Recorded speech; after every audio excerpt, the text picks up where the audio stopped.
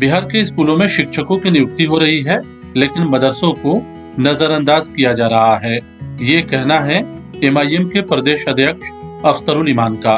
उनके मुताबिक बिहार के ज्यादातर मदरसे शिक्षकों की कमी से लगातार जूझ रहे हैं, लेकिन इस सिलसिले में न ही बिहार मदरसा एजुकेशन बोर्ड और न ही सरकार की तरफ से कोई खास कदम उठाया जा रहा है।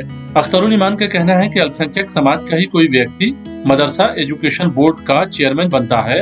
ऐसे में उनकी ये जिम्मेदारी है कि मदरसों में तालीम का माहौल कायम करें। अख्तरुल ईमान का कहना है कि शिक्षकों की कमी के कारण मदरसे बंद होने के कगार पर पहुंच गए हैं। अब देखना दिलचस्प है कि नए मदरसा बोर्ड के चेयरमैन इस मामले में क्या करते हैं।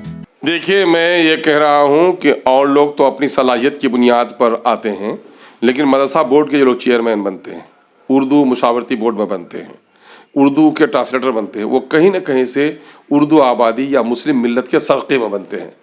तो इसका दोहरा जवाब होगा, एक जवाब तो दुनिया में देना होगा, एक हश्र में भी जवाब देना होगा कि इस मिल्लत के इज्तिमाई उमूर के आप जिम्मेदार बनाए गए हैं, है ना। वो नहीं तो कौन पूछता है। दूसरे शोबे में कितने लोग जाके बन गए हैं, बता दीजिए हमको। कोऑपरेटिव के सेक्टर में कितने बन गए, अदर देन माइनॉरिटी और उर्दू के दूसरे शोबे में कितने मुसलमानों की नुमाइंदगी हो पा रही है।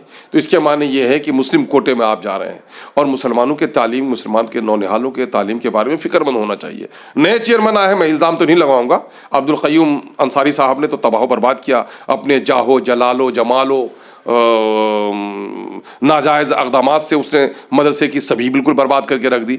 और ये शख्स आए हैं तो इस शख्स से लोगों की खैर की तवक्को लोग करते हैं, लेकिन अब तक तो वह नहीं चले, दिन भर खड़े वहीं पर। चंद माह गुजर जाने के बाद भी अभी तक मदरसे के वसूल व ज़वाबित नहीं बन पाए। मदरसे में ताले लटक गए हैं, एक भी टीचर नहीं है। मदरसे के सेक्रेटरी और सदूर के बेटों और दामादों की बहाली नहीं हो, उस सिलसिले में मदरसा बोर्ड खामोश है। और रिश्वत की जो गर्म बाजारी वहाँ पर पिछले दिनों में होती रही है, उस पर यह जनाब वाला पाबंदी लगा पाएंगे कि नहीं पाएंगे। हम लोग चूँकि जब तक किसी पर कोई गलत काम अंजाम न दें उस पर हम इल्ज़ाम नहीं लगा सकते, लेकिन यह है कि इनसे उम्मीद वाबस्ता है, लेकिन देर बहुत हो रही है। दूसरे शोबे में इतनी देर नहीं हो रही है ना। टीचरों की बहाली का फैसला लिया गया है ना, चाहे वज़ीर तालीम ने क्या हो, हुकूमत का इशारा हो या पाठक जी का अमल हो, फौरी तौर पर बहाली हो रही है।